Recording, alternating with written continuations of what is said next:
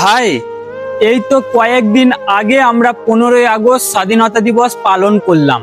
আমরা আমাদের Facebook ID বা ইনস্টাগ্রাম আইডিতে আমরা স্টোরি দিয়েছিলাম আজ 15ই আগস্ট স্বাধীনতা দিবস। কিন্তু ভাই, বুকে হাত রেখে বলো তো, আমরা কি সত্যি স্বাধীন দেশে বাস করছি? আজ আমাদের ঘরের মা বোনরা স্বাধীনভাবে কি তাদের জীবন কাটাতে পারছে? আজ আমাদের ধর্ম কি আমরা স্বাধীনভাবে পালন করতে পারছি?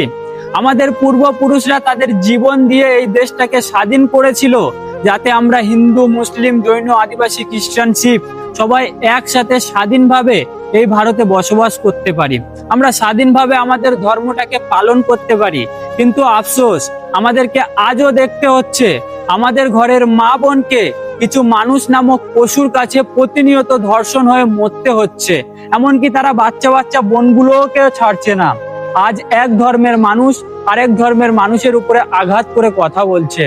এক ধর্মের মানুষ আরেক ধর্মের মানুষকে ধর্ম পালনে বাধা দিচ্ছে। সত্যি করে বলো তো, এটাই কি স্বাধীন দেশ? এটাই কি আমাদের ভারতবর্ষ? কমেন্টে বলে যাবে অবশ্যই।